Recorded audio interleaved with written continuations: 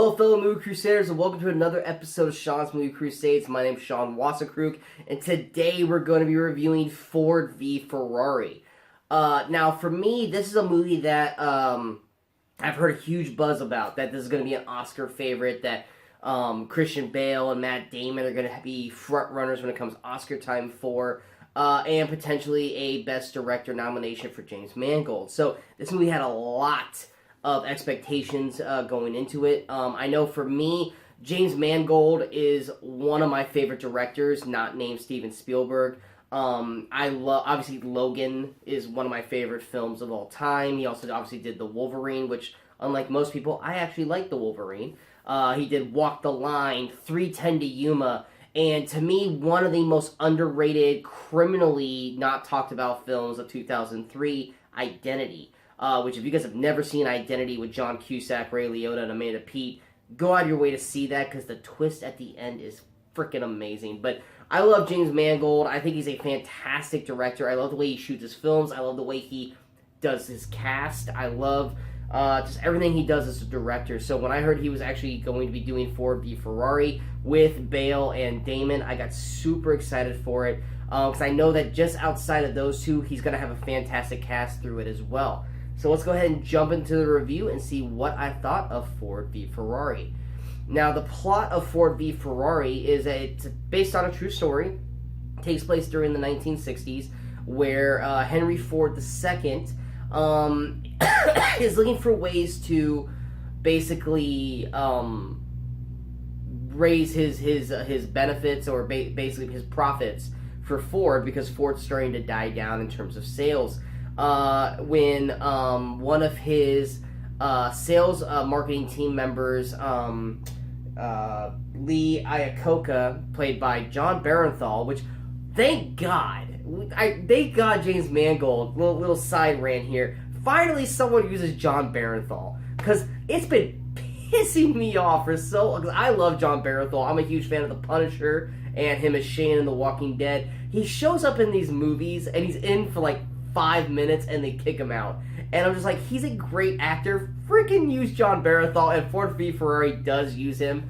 But anyway, he plays Lee Iacocca, and he comes up with an idea of, let's buy out Ferrari because Ferrari's going bankrupt, and then we can win the Le Mans race and make everyone want to buy Ford because Ford equals victory.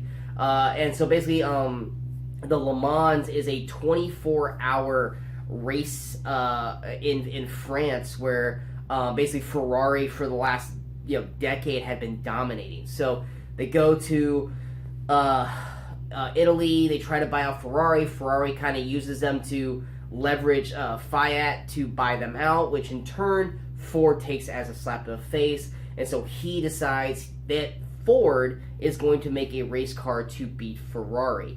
Thus, they go to find Matt Damon's character, who plays Carroll Shelby, who is the only American to ever win the Le Mans, who had to retire shortly after winning it because of heart issues. And so they go to him to hire him to basically put together a team and to build a race car with Ford parts that can win the Le Mans and beat Ferrari, which then brings in Christian Bale's character. He's Ken Miles, who races for Shelby, and basically has a bad attitude, doesn't get along with a lot of people, and basically he's brought in to basically help fix the car to a point that it can actually win a race against Ferrari while also being the driver. We also have fantastic casting in terms of Josh Lucas as Leo Beebe, Noah Jupe plays Peter Miles, Ken's son, and then Katarina Balfe plays Molly, Ken's wife. But yes, the actual plot is them building the race car and inevitably the Le Mans race against Ferrari in 1966. So that's the general plot of Ford v Ferrari. What works with Ford v Ferrari is almost damn near everything. This is hands down one of my favorite films of the year. It backs up everything that people have been, the buzz that this has been generating. This film backs it up tenfold. This movie's going to be an Oscar contender. If it's not an Oscar contender, I really don't know what else can be. Matt Damon, Christian Bale do a phenomenal job as Ken Miles and Carol Shelby. Their friendship and chemistry together work beautifully, and it's their chemistry and friendship is what gets you through this film. Their performances are two of the better performances of the year. James Mangold puts on a stellar cast. Everyone that I just mentioned earlier all put on fantastic performances. Katarina Balfe as Molly Miles, fantastic in this film. I think she could do a very good job of getting potentially a supporting actress role. I don't think she'll get looked at, but I would vote for her to at least be nominated for this. Noah Jupe, who plays Peter, definitely a standout in this film. He was fantastic in A Quiet Place last year, and then he's also going to be in another probably Oscar favorite this year with the Shia LaBeouf biopic Honey Boy. He plays young Shia LaBeouf in the film. Noah Jupe, a great rising coming actor in Hollywood, and he does a great job as playing Peter. John Barathel as Lee Iacocca. You guys already know I'm a huge John Barathel fan. I loved him in this film. Josh Lucas as Leo Beebe. I've never wanted to punch Josh Lucas before until I've seen this movie. Every time he's on screen, you want to punch him in the face. He plays the biggest grade A asshole, better than anyone has this year, and he does it with such a big grin on his face while doing it. And he is one of the most hated characters in 2019, but he does a fantastic job doing it. Another standout for me is Ray McKinnon. He plays Phil Remington in the film. He's kind of like Shelby's number 2. I really liked him in this film. His scenes between him and Carol and Ken, I thought they worked as like a great triple threat together whenever they were working on the cars. It sucks that I think Ray McKinnon's going to kind of be the one actor who's going to be forgotten for this film, and I think that he stands out beautifully in this movie. Where's his name? Tracy Letts as Henry Ford II. I actually thought he did a pretty good job in his role. He's got this one scene in the movie that starts comical, but by the end of it is a beautifully shot scene that if I was going to use an Oscar reel for him in this film, it would be that scene. It's a funny then turned emotional and beautiful scene, and Tracy Letts does a great job doing it as well. The racing sequences are shot beautifully by James Mangold. The way he gets you right in the mix of the race, right, great facials of Christian Bale as he's racing. He's got great visuals of the ground as the race is happening, whether it be crashes or whether it be the speeds that these cars have to go to, because they get up to 220 miles an hour during these races. It is high intensity. It keeps you on the edge of your seat throughout the entire races.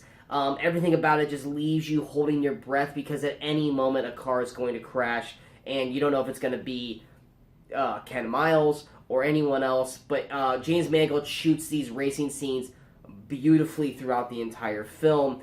Like I said, the script, the script's fantastic. You fall in love with these characters. You want to be around these characters. The movie clocks in at 2.5 hours, but frankly, it blitzes right by. I wanted to stay with these characters. I wanted to watch these characters completely. If it was a TV series, I'd watch the hell out of it, because I love the characters that they've created. I can't really think of anything else. I love this movie. I think everything about this movie was fantastic in a sense. If we go to what does not work in the film, I really, for the most part, can't think of a whole lot. I mean, yes, there's some slow moments in the movie, but I mean, it's trying to cover like a few years here and there, but the parts that they leave in, while yes, it could be a little slow, they're warranted. Does it take a little bit to get the film kind of up on its feet and going? Yes. So for people who are ready to just kind of jump right in, they're going to have to kind of wait a little bit, because it's 2.5 hours. But But the last 45 minutes is the big race in Le Mans, and that whole race is a joyride to go through. It's a fantastic 45 minutes of the race. You don't know how it's going to play out unless, of course, you go to Wikipedia and you read the true story. Which I would say, if you don't know what happens, don't read it. Just go into this movie watching it as if you've never heard about it, because the way it ends and the way the story unfolds is incredible. So yeah, going to overall thoughts of Ford v Ferrari. This is hands down one of my favorite movies of the year. And what's great about this time of the year is that there have been so many movies now that I keep saying that about, because there are so many good movies coming out right now. And Ford v Ferrari is right up there at the top of the list. Like I said, phenomenal cast. Bale and Matt Damon do an incredible job, and they deserve to be Oscar nominated for Best Actor and Best Supporting Actor. James Mangold does a beautiful job directing this film with the cast and the story and the way he shoots the visuals between real and CGI. It's very hard for you to tell what's real, what's fake in this film, and he does it masterfully, and he deserves a Best Director nomination as well. I highly recommend this film. I'm not a car guy by any means, but I love this movie. When they're talking car parts and the way the cars work, I was intrigued by it the entire time. Like I said, I don't understand what the heck they're talking about because I'm not a car guy, but I was fully invested in the film, and from beginning to end, they kept my attention, they kept me on the edge of my seat, and they made me root for these characters that I loved and hated, if you're Josh Lucas's BB character, throughout the entire runtime of this film. I can't recommend this movie enough. I think it's one of the best films of the year. So going to the rating for Ford v Ferrari, it gets a 9.7 out of 10. Definitely allowing it to crack into the top 10 of 2019. Coming in right at the number 3 spot with Avengers Endgame at number 1, Jojo Rabbit at number 2, Ford v Ferrari at 3, with Toy Story 4 at number 4, Joker at number 5, Parasite at number 6, Rocketman at number 7, Peanut Butter Falcon at 8, El Camino Breaking Bad movie at 9, Booksmart at 10, with Us, that's been on the top 10 since February, finally drops out of the top 10. I couldn't believe it. But yeah, Us finally drops out of the top 10. I hope you guys enjoyed this review. If you guys did, go and hit that like button. If you guys felt like this review is worth sharing, go and hit that share button. But most importantly, don't forget to hit that subscribe button to the channel so that way you guys stay up to date with all the latest videos that pop up on Sean's Movie Crusades. And of course, don't forget to follow us on all the social media outlets you see below. Coming up next, we got the review for Stephen King's Dr. Sleep, the Shining sequel. And of course, next week, November 20th, we start the Movie Crusaders ride through the Star Wars galaxy. As each episode we take part in, we'll be describing one of the episodic films, with the first one being obviously The Phantom Menace. So join me and my other fellow Movie Crusaders as we laugh, love, bash, and just talk Star Wars, leading all the way up to Rise of Skywalker. That starts on November 20th, with each other episode dropping on the following Monday and Wednesday. But yeah, until next time, in case I don't see you, good morning, good afternoon, and good night, Movie Crusaders.